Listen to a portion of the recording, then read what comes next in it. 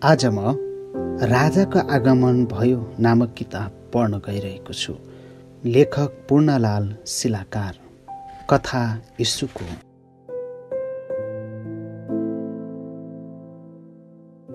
यो पुस्तक सबै प्रभु येशूको बारेमा हो। बाइबल भन्ने पवित्र ग्रन्थमा उहाँको कथा पाइन्छ। तपाईले बाइबल पढ्ने अवसर पाउनु भएको छैन होला, तसर्थ यस पुस्तकको प्रमुख अध्यायहरूतिर लाग्नु अघि म तपाईलाई बाइबलको कथाको संक्षिप्त अनि छोटो विवरण दिन चाहन्छु। तब यसपछिका अध्यायहरू तपाई राम्रोसँग बुझ्नुहुन्छ अनि ती कसरी सान्दर्भिक छन् भन्ने कुरा बुझ्नुहुन्छ। पढ्दै जाँदा तपाईले फेरि यस प्रसङ्गलाई हेर्नुपर्ने हुन सक्छ।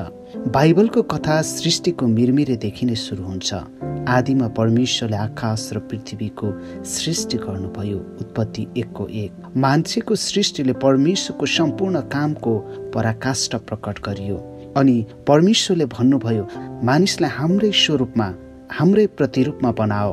अनि तिनीहरूले समुद्रका माछाहरू, आकाशका पन्छीहरू, पाल्तु पशुहरू, सारा पृथ्वी र जमिनमा चलहल गर्ने सबै जन्तुमाथि अधिकार गरून्। उत्पत्ति 1:26। नर र नारी। परमेश्वरले पुरुष र स्त्रीलाई सृष्टि गर्नुभयो, जसलाई उहाँले आदम र हव्वा भन्ने नाम दिनुभयो। अनि तिनीहरूलाई उहाँले एउटा बगैँचामा त्यसको हेरचाह गर्नको लागि बसाल्नुभयो। त्यस बगैँचामा दुईवटा खास रुख थिए, जीवनको रुख र असल र खराबको ज्ञानको रुख। अनि सृष्टिकर्ता परमेश्वरले ती पुरुष र स्त्रीलाई भन्नुभयो, के तिनलाई त्यस बगैँचाको असल र खराबको ज्ञानको रुखको फल बाहेक अरू कुनै पनि रुखको फल स्वतन्त्रपूर्वक खान सक्छन्? किनभने जुन दिन तैँले त्यो खान्छस् निश्चय नै त मर्नेछस्। उत्पत्ति 1:17। आदम र हव्वा परमेश्वरको विरुद्धमा बागी भएका। आदम र हव्वाको लागि परमेश्वरको असल योजना थियो, तर आफ्ना सृष्टिकर्तालाई विश्वास गर्नुको सट्टा ती पुरुष र स्त्रीले एउटा दुष्टको झुटो कुरालाई सुने र पत्ताए। परमप्रभु परमेश्वरले बनाउनु भएका वन्य पशुहरूमध्ये सर्प सबभन्दा धूर्त थियो। त्यसले स्त्रीलाई भनियो, के परमेश्वरले तिमीलाई बगैँचाको कुनै पनि रुखको फल नखानु भनी भन्नुभएको छ? स्त्रीले सर्पलाई भनिन्, बगैँचाका रुखहरूको फल हामी खान सक्छौँ, तर बगैँचाको बीचमा भएको रुखका फलको विषयमा परमेश्वरले भन्नुभएको छ, त्यो चाहिँ नखानु, नछुनु, नत्र तिमीहरू मर्छौ। सर्पले स्त्रीलाई भनियो, तिमीहरू मर्दैनौ, किनकि परमेश्वर जान्नुहुन्छ कि जुन दिन तिमीहरू त्यो खान्छौ त्यही दिन तिमीहरूको आँखा खुल्नेछन् र असल र खराबको ज्ञान पाएर तिमीहरू परमेश्वर जस्तै हुनेछौ। जब स्त्रीले त्यस रुखको फल खानलाई असल र हेर्नमा रहरलाग्दो र बुद्धि पाउनलाई त्यस रुखको चाह गर्नुपर्ने रहेछ भनी देखिन्, तब तिनले त्यस रुखको फल टिपेर खाइन् र आफ्नो पतिलाई पनि दिइन् र उनले पनि खाए। अनि दुवैको आँखा खुले र नाङ्गै पो रहेछौँ भनी तिनीहरूले थाहा पाए। अनि अन्जिरको पातहरू घाँसेर आफ्नो निम्ति तिनीहरूले वस्त्र बनाए।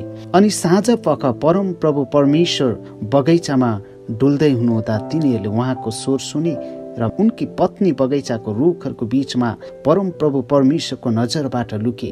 तर परम प्रभु परमेश्वरले मानिसलाई भन्नुभयो, त कहाँ छस्? उनले भने, मैले तपाईको स्वर बगैँचामा सुने र म डराए, किनभने म नाङ्गै थिएँ, म लुके। उहाँले सोध्नुभयो, त नाङ्गै छस् भनेर कसले भन्यो? जुन रुखको फल नखानु भने मैले तँलाई आज्ञा दिएको थिएँ, के तैँले त्यो खाइस्? मानिसले भने, जुन स्त्री तपाईँले मसँगै रहनु भनी दिनु भएको थियो, त्यसैले मलाई त्यो रुखको फल दि र मैले खाएँ। अनि परम प्रभु परमेश्वरले स्त्रीलाई भन्नुभयो, तैँले यो के गरिस्? स्त्रीले भनिन्, सर्पले मलाई छल गर्यो र मैले त्यो खाएँ। तब परमेश्वरले सर्पलाई भन्नुभयो, तैँले यसो गरेको हुनाले त सबै पालिने पशु र सबै वन पशुभन्दा ज्यादा श्रापित हुनेछस्। पेटद्वारा त हिँड्नेछस् र तेरो जीवनभरि तैँले माठो खानेछस्। तेरो सन्तान र स्त्रीको सन्तानको बीचमा म दुश्मनी हालिदिनेछु। त्यसले तेरो शिर कुल्चिनेछ, तैँले त्यसको कुर्कुच्चा डस्नेछस्। स्त्रीलाई उहाँले भन्नुभयो, तेरो सुत्केरी वेदना म ज्यादै गरी बढाइदिनेछु। दुःखसँग तैँले बालक जन्माउनेछस्। तेरो इच्छा पतितर्फ नै हुनेछ र त्यसले तँलाई अधीनमा राख्नेछ। त्यसपछि आदमलाई उहाँले भन्नुभयो, तैँले तेरो स्वास्नीको कुरा सुनेर मैले नखानु भनेको रुखको फल खाएको हुनाले भूमि तेरो कारण श्रापित भएको छ। तेरो जीवनभरि दुःखसँग त्यसको उब्जनी तैँले खानेछस्। त्यसले तेरो निम्ति काँडा र सिउँडेहरू उमार्नेछ र तैँले खेतको सागपात खानेछस्। माटोमा नफर्कुन्जेल तेरो निधारको पसिनाले कमाएको भोजन तैँले खानेछस्, किनकि माटैबाट त निकालेको थिस्, त माटै होस्, माटैमा फर्किजानेछस्। आदमले आफ्नो पत्नीको नाउँ हव्वा राखे, किनभने सबै जीवितहरूकी आमा तिनी नै हुन्। परमप्रभु परमेश्वरले आदम र तिनको पत्नीको निम्ति छालाका लुगा बनाई तिनीहरूलाई लगाइदिनु भयो। तब परमप्रभु परमेश्वरले भन्नुभयो, मानिस हामी जस्तै असल र खराबको ज्ञान जान्ने भएको छ। अब त्यसले जीवनको रुखको फल पनि टिपेर खान नपाओस्, नत्र भने त्यो सधैँभरि जीवित रहला।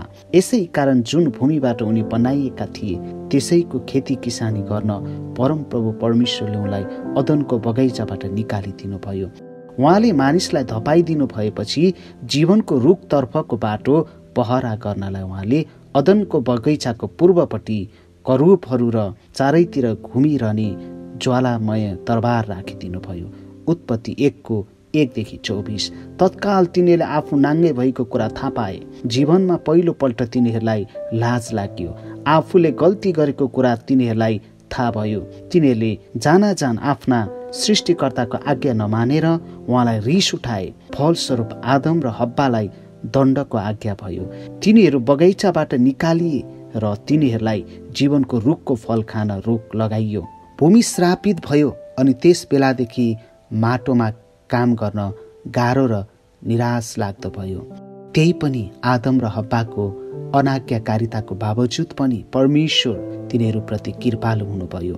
आफ्नो अनुशासनको साथसाथै परमप्रभु परमेश्वरले तिनीहरूलाई दुईवटा अद्भुत कुरा दिनुभयो। पहिलो, उहाँले पशुको छालाबाट तिनीहरूको लात छोप्ने कुरो बनाउनु भयो। दोस्रो, उहाँले तिनीहरूलाई कृपापूर्ण प्रतिज्ञा दिनुभयो।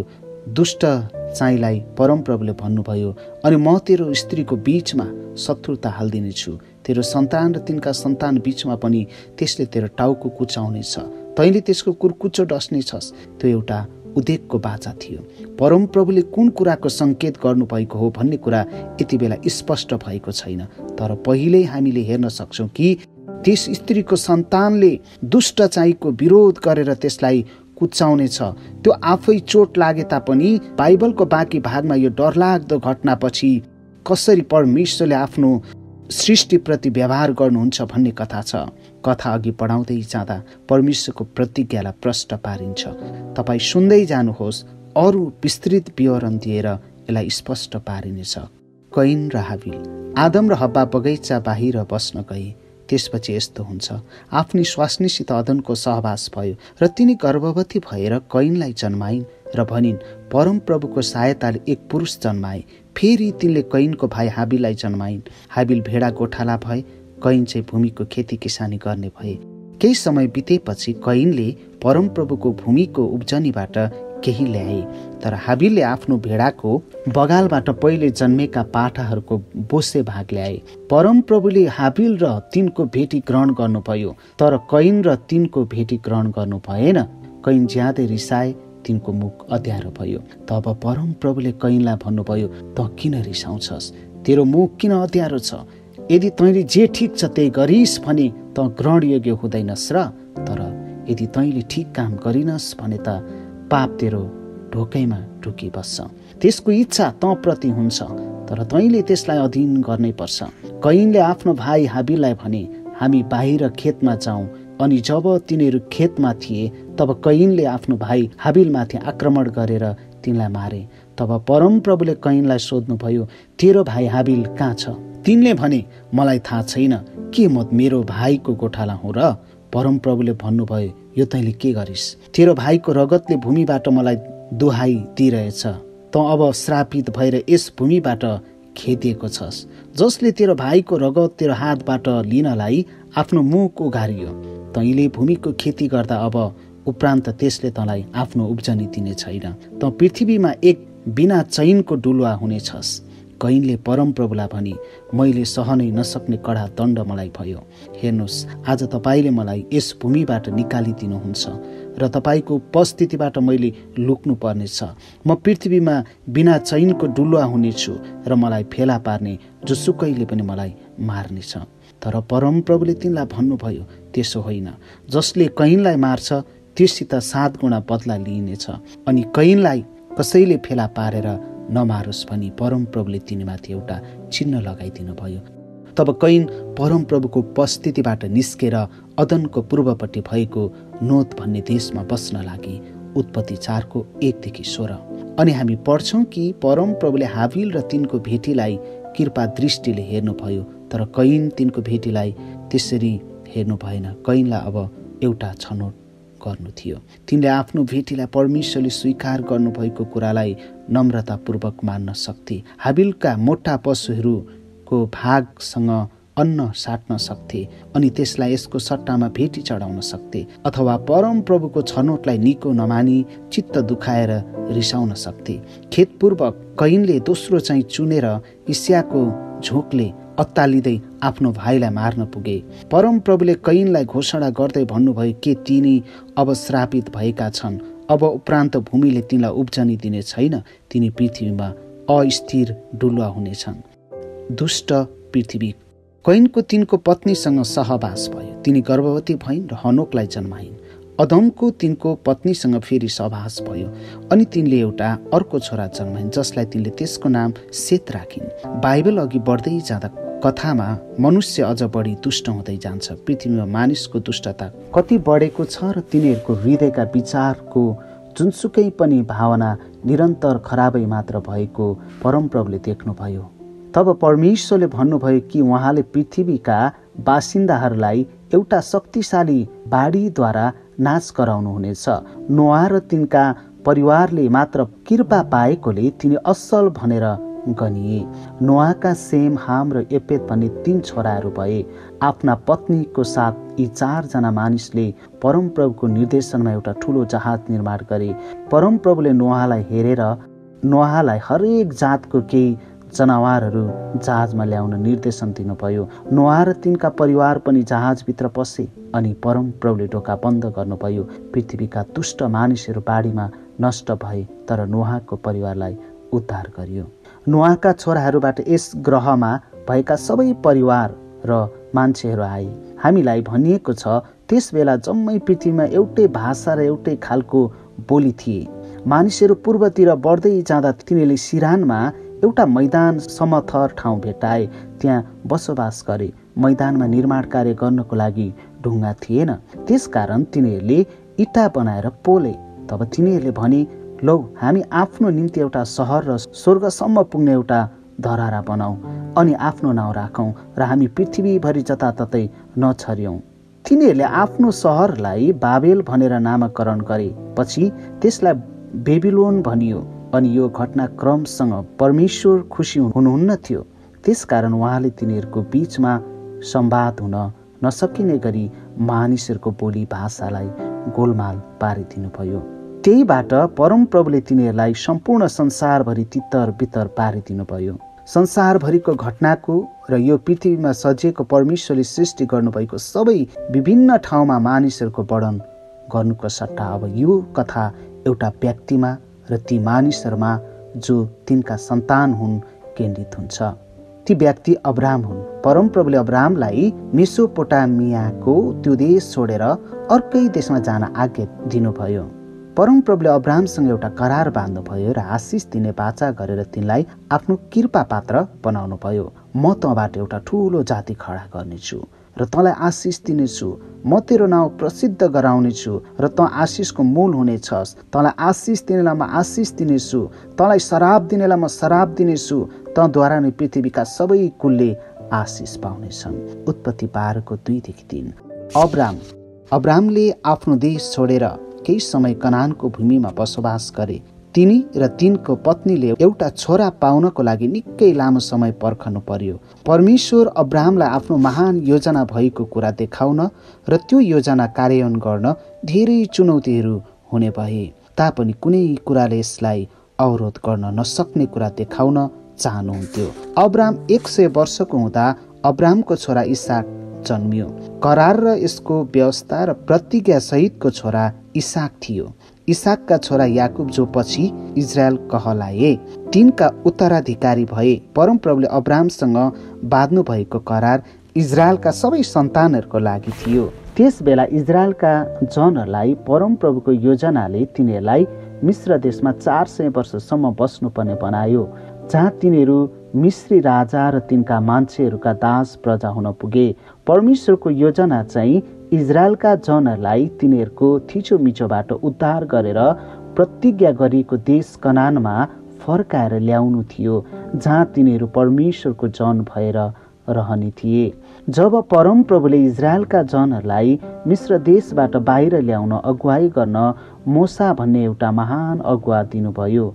मिश्रका राजा फारोले इजरायललाई दास नै बनाएर राख्न चाहन्थे। त्यसकारण मिश्रीहरूले तिनीहरूलाई जान नदिएसम्म परमेश्वरले मिश्रीहरूमाथि एकपछि अर्को गरी महामारीहरू पठाइरहनुभयो। त्यो ठुलो घटना, महान प्रस्थान, इजरायलको इतिहासमा सबभन्दा महत्त्वपूर्ण घटना थियो। त्यो त्यसै बेला थियो जहिलेदेखि तिनीहरूले आफूलाई एउटा जाति भनेर परिचित गरे। मिश्र देशबाट बाहिर ल्याएर परमप्रभुले मरुभूमिको सिनै पर्वतमा तिनीहरूलाई दर्शन दिनुभयो, जहाँ उहाँले फेरि आफ्नो करार बाँध्नुभयो। मैले मिश्रीहरूलाई के गरेँ र तिनीहरूलाई कसरी गरुडका पखेटामा झैँ बोकेर महका ल्याए, सो तिमीहरूले देखेका छौ। अब यदि तिमीहरूले मेरो कुरा साँच्चै नै सुन्यौ र मेरो करार पालना गरियौ भने समस्त जातिहरूमध्ये तिनीहरू चाहिँ मेरो बहुमूल्य चिज धन हुनेछौ। सारा पृथ्वी मेरै भए तापनि तिमीहरू मेरो निम्ति पुजारीहरूको एक राज्य र एक पवित्र जाति हुनेछौ। प्रस्थान 19:4 र 6। तब परमप्रभुले मानिसलाई 10 आज्ञाको सूची दिनुभयो, जसमा परमप्रभुले करारमा बाँधिएका जनहरूले गर्नुपर्ने कामको संक्षेपमा वर्णन छ।